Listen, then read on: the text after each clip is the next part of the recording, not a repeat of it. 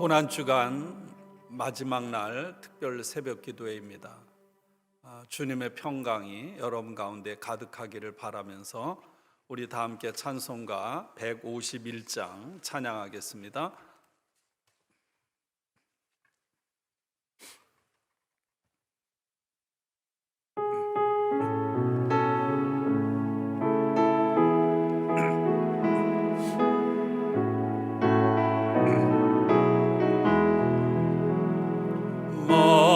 만왕의 왕 내 주께서 왜 고쳐 당했나 이 벌레 같은 날 위에 그 보혈을 흘렸네. 십자가 내가 처음 볼 때에 나의 맘에 큰 고통 사라져. 오늘 믿고서 내는 밝았네. 참 내 기쁨 영원하도다. 주 십자가 못 박힘은 속죄함 아닌가. 그 긍휼함과 그 은혜 말할 수 없도다. 십자가 내가 처음 볼 때에 나의 맘에 큰 고통 사라져. 오늘 믿고서 내는 밝았네. 참 내 기쁨 영원하도다. 늘으로도 그 큰 은혜 다 갚을 수 없네. 나 주님께 몸 바쳐서 주의 이름 쓰리. 십자가 내가 처음 볼 때에 나의 맘에 큰 고통 사라져. 오늘 믿고서 내는 밝았네. 참 내 기쁨 영원하도다.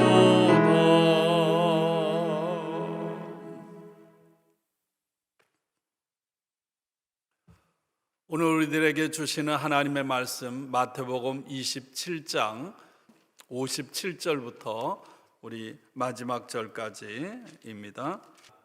저물었을 때 아리마대의 부자 요셉이라 하는 사람이 왔으니 그도 예수의 제자라. 빌라도에게 가서 예수의 시체를 달라 하니 이에 빌라도가 내주라 명령하거늘 요셉이 시체를 가져다가 깨끗한 세마포로 싸서 바위 속에 판 자기 새무덤에 넣어두고 큰 돌을 굴려 무덤문에 놓고 가니 거기 막달라 마리아와 다른 마리아가 무덤을 향하여 앉았더라. 그 이튿날은 준비일 다음 날이라.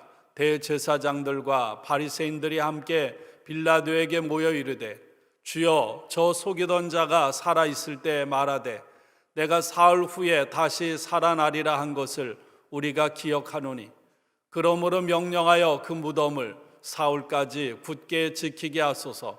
그의 제자들이 와서 시체를 도둑질하여 가고 백성에게 말하되 그가 죽은 자 가운데서 살아났다 하면 후에 속임이 전보다 더 클까 하나이다 하니 빌라도가 이르되 너희에게 경비병이 있으니 가서 힘대로 굳게 지키라 하거늘 그들이 경비병과 함께 가서 돌을 임봉하고 무덤을 굳게 지키니라. 아멘. 주님의 이름으로 여러분들을 축복합니다. 오늘도 하나님의 사랑이, 주님의 사랑이 저와 여러분을 가득 덮고 채우고 계심을 믿습니다. 오늘 저희들이 함께 읽은 말씀은 예수님께서 무덤에 묻히신 이야기입니다. 예수님을 만난 순간 이후 항상 예수님의 곁을 한순간도 떠나지 않았던 막달라 마리아, 그리고 다른 마리아의 헌신과 그 여인들의 슬픔, 그리고 그 여인들의 예수님을 향한 사랑을 오늘 말씀을 통해서 알게 됩니다. 무엇보다도 아리마대 사람 요셉이 있었던 것에 우리는 감사한 마음을 갖게 됩니다. 오늘 마태복음은 그를 예수님의 제자라고 소개합니다. 57절은 이렇게 시작합니다. 저물었을 때에, 이른 저녁을 말합니다. 여러분, 금요일이 지나가고 토요일이 시작되고 있는, 토요일이 시작되기 직전의 시간입니다. 예수님께서 오후 3시에 돌아가셨으니까 3시 이후의 시간을 가리킵니다. 안식일은 저녁 6시부터 시작되기 때문에 아무런 일도 할 수가 없습니다. 그러니까 예수님이 돌아가신 3시부터 예수님께서 돌아가시고 나서 안식이 시작되기 전 6시 전까지, 대략적으로는 오후 4시경이라고 보면 될 것 같습니다. 보통은 십자가에 달린 죄수들은 십자가에 달린 채 그대로 방치되었습니다. 그러나 예수님의 경우에는 예외였습니다. 바로 그에게는 아리마대 사람 요셉이 있었기 때문입니다. 아리마대 사람 요셉이 빌라도에게 가서 예수님의 시체를 내어달라고 요청을 합니다. 여러분, 요셉이 없었다라면 예수님도 다른 죄수와 더불어 십자가에 달린 채 방치되어 있었을 것입니다. 여러분, 감히 그 당시에 빌라도에게 가서 예수님의 시체를 내어달라고 요청할 만큼 그런 힘과 지위와 권한을 가진 사람은 드물었을 것입니다. 잘못했다가는 자신도 예수와 같은 한패라고 하는 그런 낙인이 찍힐 가능성도 있었습니다. 그럼에도 불구하고 아리마대 사람 요셉은 빌라도에게 가서 예수의 시체를 내어달라고 그렇게 요청했고, 빌라도의 허락을 받아서 예수님의 시체를, 정말 주님을 향한 존경의 마음을 가지고 깨끗한 세마포로 예수님의 시신을 정성스럽게 쌌습니다. 그리고 60절에 보면 바위 속에 판 자기 새무덤에 넣어두고 큰 돌을 굴려 무덤 문에 놓고 갔다고 했습니다. 여러분, 예수님 당시에 팔레스틴의 장례법은 대부분 사람들을 굴에 묻었습니다. 어떤 경우에는 집에 지하실에 묻기도 했다고 합니다.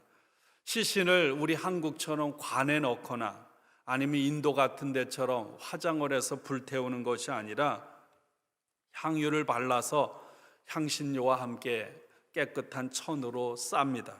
그런 다음에 1년 동안을 무덤 입구에 선반 같은 곳에 안치를 합니다. 1년 동안 지나면 어떻게 되나요? 시신이 완전히 부패하고 썩어서 뼈만 남게 되고, 그러면 1년 후에 뼈를 거두어서 함에, 유골함에 넣어서 그것을 벽에 안치하는 그런 장례법을 가지고 있었습니다. 오늘 말씀은 예수님이 묻힌 무덤은 새 무덤이었다고 말하고 있습니다.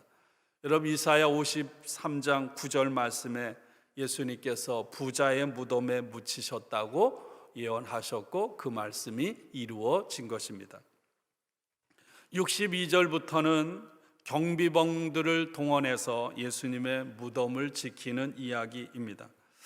여러분, 62절 이하의 말씀을 이렇게 읽어가면 복선이라는 거 있죠, 소설에. 앞으로 일어날 일에 대해서 미리 예상하고 앞으로 일어난 일들에 있어서 필요한 것들을 마태는 조금씩 그렇게 보여주고 있습니다. 여러분, 예수님의 제자들은 어떤가요? 내가 고난을 받고 죽었다가 다시 살아날 것이다, 말씀하셨음에도 불구하고 예수님의 제자들은 예수님의 말씀을 기억조차 하지 않고 뿔뿔이 도망을 쳤습니다. 그러나 대제사장들과 바리새인들은 예수님의 하신 말씀을 기억했습니다. 물론 이 대제사장들과 바리새인들이 예수님의 부활을 믿었다는 것은 아닙니다. 그럼에도 불구하고 누군가가 예수님의 시체를 훔쳐감으로 인해서 오히려 사람들의 마음을 더 혼란스럽게 만들까 봐 이들은 염려했던 것입니다. 그래서 빌라도에게 갑니다. 군대를 동원해서 예수님의 무덤을 지키게 해달라. 그러자 빌라도가 어떻게 합니까? 예수님의 일에 더 이상 관여하고 싶지 않아서 너희에게 경비병이 있지 않냐? 너희들이 가진 성전 경비병을 동원해서 너희들이 원하는 대로 철저하게 지켜라. 여러분, 초대교회 그리스도인들의 주장, 초대교회 복음의 선포가 무엇인가요? 나사렛 예수님이 죽은 자 가운데서 다시 살아났다는 것입니다. 초대교회 그리스도인들은 예수님이 정말로 죽으셨고 무덤에 묻히셨다가 그리고 육체적으로 다시 살아나셨다는 것을 믿었고 그리고 그것을 담대하게 선포했습니다. 그런데 세상 사람들은 그 초대 그리스도인들의 복음 전파에 대해서 어떻게 반응했습니까? 한결같이 그들은 조롱하고 비웃었습니다. 어떻게 비웃었나요? 예수님은 정말 죽은 것이 아니다. 제자들이나 다른 사람들이 예수의 시체를 훔쳐갔을 것이다. 마리아를 비롯한 여자들이 예수님의 무덤에 간 것이 아니라 다른 무덤으로 착각해서 갔을 것이다. 이에 대해서 초대교회 그리스도인들, 특별히 마태를 중심으로 분명하게 이렇게 대답합니다. 예수님이 묻히신 무덤은 이전에 시체가 한 번도 묻혀본 적이 없는 새로운 무덤이야 라고 증언을 하고 있습니다. 여러분, 옛날에는 지금도 그렇지만 도굴이 흔한 일이었기 때문에 도굴을 방지하기 위해서 커다란 돌로 그 무덤 입구를 막아서 사람들이 쉽게 드나들지 못하도록 했습니다. 요셉이 예수님의 시신을 내어달라고 요청해서 빌라도가 허락을 하고 그리고 어떤 일이 벌어지나요? 여러분, 빌라도가 허락을 할 때 그냥 내어주지 않습니다.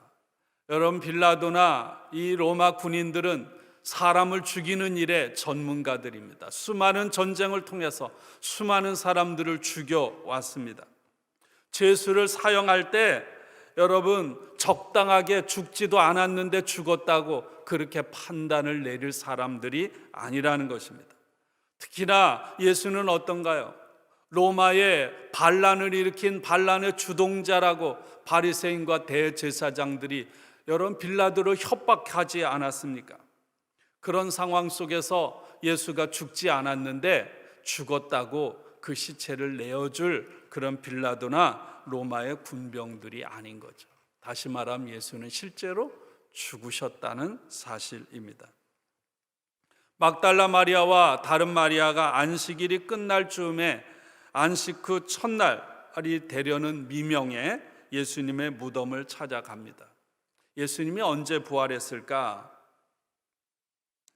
16장 이어지는 1절 말씀은 이렇게 말합니다. 안식일이 다 지나고 안식 후 첫날이 되려는 무렵에, 우리 성경에는 새벽에 이렇게 말하고 있죠. 유대인의 시간표는 어떻게 시작되나요? 저녁부터 시작을 하죠. 하나님께서 세상을 창조하실 때 저녁이 되고 아침이 되매 이 말씀에 따라서 하루의 시간법을 우리와 다르게 시작합니다. 여러분, 예수님의 부활은 안식일이 다 지나고 안식 후 첫날이 되려는 시작하는 바로 그때, 우리가 통상 생각하는 새벽이라기보다는 해가 지는 그런 황혼역에 예수님이 부활했다고 마태는 분명하게 증언하고 있습니다.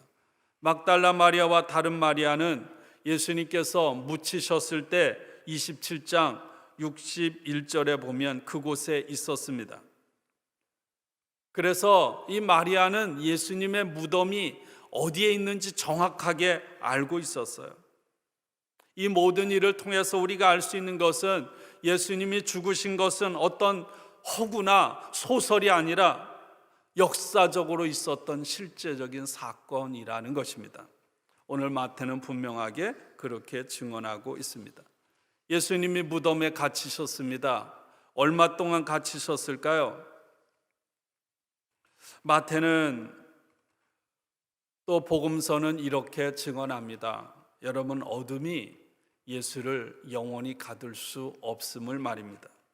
사실상 예수님께서 무덤에 갇혀 있었던 시간은 한 25시간 정도 추정해 보면 그렇게 될 것 같습니다.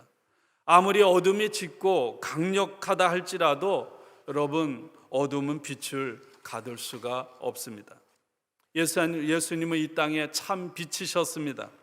예수님의 죽음으로 인해 어둠, 악은 잠시 이 세상을 지배했습니다. 예수님께서 십자가에 달려 고통당하시고 숨을 거두시기까지 아침 오전 9시부터 오후 3시까지 여러분 6시간 동안 온 땅에 어둠이 계속되었습니다. 해가 사라지고 캄캄한 어둠이 계속되었습니다. 예수님은 그 6시간 동안 고통과 어둠 속에 머물러 있었던 것입니다. 여러분, 고난이라고 하는 것은 우리들을 완전히 어둠 속으로 몰아 넣습니다. 우리 자신이 때로는 고난을 받을 때 내가 왜 고난을 당해야 하는지 이유를 잘 알지 못합니다. 여러분, 내가 고난을 당할 때 대부분의 사람들은 내가 부당하게 억울하게 고난을 겪고 있다고 그렇게 생각합니다. 십자가는요, 여러분, 하나님이 우리를 사랑하지 않아서 하나님이 우리에게 고난을 허락하신다는 것을 말해주지 않습니다.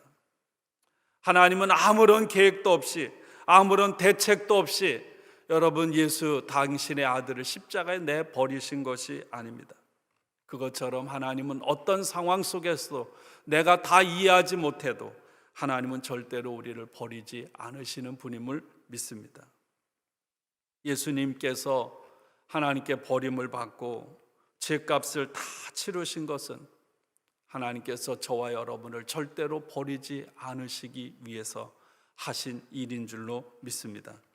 십자가는 바로 예수님께서 저와 여러분들을 사랑하시고 우리가 겪는 모든 고난들을 그것을 다 이해하고 계신다고 하는 증거임을 믿습니다. 여러분, 모든 십자가는 아무런 까닭 없이 고난을 당하고 있는 상황이라고 내가 여겨질 때도 하나님은 여전히 우리 가운데서 함께 하셔서 일하시고 우리를 사랑하고 계시다는 증거인 줄로 믿습니다. 내가 죽어야 할 죽음을 예수님께서 당하셨고, 그리고 우리는 온전히 살아내지 못할 삶을 예수님께서는 철저하게 죽음까지도 하나님의 뜻에 순종해서 살아내셨습니다. 사랑하는 여러분, 오늘 이 시간 주님 앞에 선 또 그리스도를 나의 주님으로 모시고 살아가는 저와 여러분들, 우리들이 어떤 상황, 어떤 형편에 처해 있든지 하나님께는 아무런 상관이 없음을 믿습니다. 내가 누구이든 내가 어떤 삶을 살았든 오늘 이 순간 하나님께서는 당신의 아들의 십자가의 권세로 저와 여러분을 용서하시고 저와 여러분을 사랑하심을 믿습니다. 저와 여러분을 향한 하나님의 은혜는 그 무엇으로도 끊을 수 없음을 믿습니다. 제가 좋아하는 꽃들에게 희망을 인하는 책엔 한 마리의 애벌레가 나비가 되어가는 과정을 다루고 있습니다. 한 마리의 애벌레가 때가 되면 나뭇가지에 자신의 몸을 고정하고 자신의 몸에서 실을 뽑아 자신의 몸을 감쌉니다. 결국 고치 속에 자신을 가두어 두죠. 밖으로부터 빛이 차단되고요, 외부로부터 도움이 완전히 차단됩니다. 인생으로 말하면 죽음이요 절망과 같습니다. 그러나 우리는 잘 알고 있습니다. 뇌 고치를 보면서 애벌레가 죽었다고 생각하는 사람은 단 한 사람도 없습니다. 고치는 애벌레가 죽은 것이 아니라 한 마리의 아름다운 나비로 변화하는 그런 새로운 과정입니다. 그러므로 고치의 과정과 시간은 죽은 것이 아니라 살아있고 새로운 생명으로 거듭나는 변화의 순간이죠. 예수님께서도 요한복음 12장에서 말씀하셨어요. 한 알의 밀알이 땅에 떨어져 썩는 그런 농부의 비유를 하신 것입니다. 우리는 씨앗을 땅에 뿌립니다. 땅에 묻힙니다. 그러면 씨앗이 죽어 끝나는 거라고 누구도 생각하지 않아요. 때가 되면 그 씨앗이 썩어서 싹을 내고 많은 열매를 맺을 것을 우리는 의심하지 않고 기대합니다. 중세 청교도들의 글에는 영혼의 어두운 밤이라는 말이 많이 등장을 합니다. 십자가의 성 요한이란 분은 영혼의 어두운 밤이라는 책을 쓰기도 했습니다. 영혼의 어두운 밤은 어떤 것일까?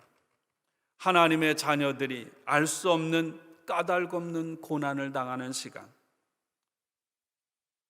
내가 하나님의 사람으로 변화되기 위해서 몸부림치는 시간, 우리 인생에 내 힘으로 감당할 수 없는 어려움들, 이런 것들을 영혼의 어두운 밤이라고 표현을 합니다. 청교도들은 이 하나님께서 자기의 자녀들에게 허락한 영혼의 밤을 허락하시는 이유를 7가지로 말했습니다. 그 중에 몇 가지만 제가 소개합니다. 6번째, 하나님은 자기 백성들을 가까이 두시려고 그들에게 때때로 영혼의 밤을 허락하신다. 고통은 우리로 하여금 하나님의 은혜를 새롭게 깨닫게 하신다. 건강하던 사람이 건강을 하나님께서 주신 복으로 인식하고 그것을 감사함으로 산다는 것은 쉽지 않은 일이다. 그러나 건강을 취하여 가실 때 그는 그것을 새롭게 깨닫게 된다. 직장인들이 어려움 없이 직장에 다니는 것을 은혜로 생각하지 않는다. 그러나 하나님께서 그것을 거두어 가실 때 그들은 그동안의 평안함이 주님의 은혜였다는 사실을 깨닫게 된다. 하나님의 은혜를 잊고 사는 당신의 자녀들에게 영혼의 밤을, 어두운 밤을 허락하심으로 은혜를 깨닫게 함으로 하나님께 더 가까이 나오도록 하신다. 오늘 지금 저희들이 코로나 바이러스로 인해 겪는 사태들은 바로 저와 여러분들에게 주시는 그런 하나님이 허락하신 영혼의 밤이라고 믿습니다. 마지막 7번째, 자신의 경험을 통해서 다른 사람을 위로할 수 있도록 하기 위해서라고 했습니다. 주님께서도 저와 여러분을 위해서 스스로 고난에 처해 있었던 것처럼 하나님 우리로 하여금 고통받게 하시고 그렇게 하심으로 어려움 가운데, 고난 가운데, 슬픔 가운데 있는 사람들을 더 큰 사랑으로 돌보게 하시는 하나님의 방편인 줄로 믿습니다. 사랑하는 여러분, 하나님은 때때로 하나님의 자녀인 저와 여러분들이 영혼의 어두운 밤을 통과하도록 허락하신다는 것을 잊지 않기를 원합니다. 그러나 시편 23편에 내가 사망의 음침한 골짜기를 지날지라도 여러분 그곳은 정착지가 아니라 통과하는 곳임을 믿습니다. 그때 우리들이 여러분 그 영혼의 어두운 밤을 지날 수 있는 비결은 하나님의 뜻을 온전히 헤아리는 것임을 믿습니다. 혹여나 이 중에는 영혼의 어두운 밤에 빠져서 소망을 잃은 채 살아가는 사람이 있을 것입니다. 또 어떤 사람은 지난날 영혼의 어두운 밤을 통과한 사람들이 있을 거예요. 사랑하는 가족을 잃든지, 사랑하는 부모를 잃든지, 사랑하는 자녀를 잃든지, 육신에 회복할 수 없는 질병에 처한다든지, 직장을 잃었다든지, 자식이 방황한다든지, 또 잘 되는 것 같은데 삶의 의미를 찾을 수 없어 방황하는 그런 시간을 보내는 사람들도 있을 것입니다. 물론 고난이 우리의 삶을 무조건 다 온전하게 하지는 못하지만 여러분 깨어있는 사람, 믿음의 사람들에게는 그 고난은 하나님께서 우리를 변화시켜가는 영혼의 소중한 시간임을 믿습니다. 오늘 주님은 그렇게 무덤 속에 갇히셨습니다. 그러나 앞서 말씀드린 대로 그 무덤이, 그 어둠이, 그 악이, 그 사탄이 예수님을 영원히 가둘 수 없음을 믿습니다. 오늘 예수님의 갇히신 무덤은 부활이라고 하는 새로운 생명, 새로운 소망을 잉태하는 거룩한 산실이었습니다. 사랑하는 여러분, 고난 중에도 끊을 수 없는 하나님의 사랑이 저와 여러분과 함께 하심을 믿습니다. 하나님은 한순간도 저와 여러분을 버리지 않습니다. 여러분 인생의 어두운 밤을 통과하고 있습니까? 영혼의 어두운 광야를 통과하고 있습니까? 좌절하고 절망하고 낙심하지 않기를 바라고요. 그 가운데 함께 하시는 하나님을 통해 하나님의 뜻을 깨닫는 저와 여러분들 될 수 있기를 원합니다. 하나님이 필요하다는 것, 주님이 필요하다는 것, 하나님이 없으면 한순간도 살아갈 수 없다는 것을 깨닫고 더욱더 주님 앞에 가까이 나아가는 우리 모두가 될 수 있기를 원하고요. 또 눈을 돌려, 마음을 돌려 내 주변의 아픔으로, 고통으로 아파하고 슬퍼하는 사람들을 주님께서 나를 위해 그렇게 하셨던 것처럼 주님의 사랑으로 품고 그들을 위로하고 세워주는 그런 저와 여러분들이 되기를 주님의 이름으로 축원합니다. 오늘 하루를 살아가면서 여러분들이 각자 처한 삶의 자리, 여러분들이 처한 어려움과 고난과 곤경 가운데서 여러분 주님의 함께 하심, 하나님의 사랑을 바라보고 의지하고 주님의 부활을 소망하는 우리 모두가 되기를 주님의 이름으로 축복하고 축원합니다. 이 시간 우리 함께 기도하겠습니다. 여러분 고난 중에도 슬픔 중에도 인생의 영혼의 어두운 밤 중에도 하나님을 바라보고 부활의 주님을 소망하게 하옵소서. 코로나로 인하여 어려워진 모든 상황들이 멈춰지고 일상이 회복되게 하옵소서. 사랑하는 가족인 만나의 모든 흩어진 성도들 한 영혼 한 영혼을 하나님 지켜주옵소서. 그리고 오늘도 선교지 그리고 우리 주변에서 고통당하는 모든 이들을 주님 긍휼히 여기시고 치유하시고 회복시켜 주옵소서. 우리 함께 기도하겠습니다.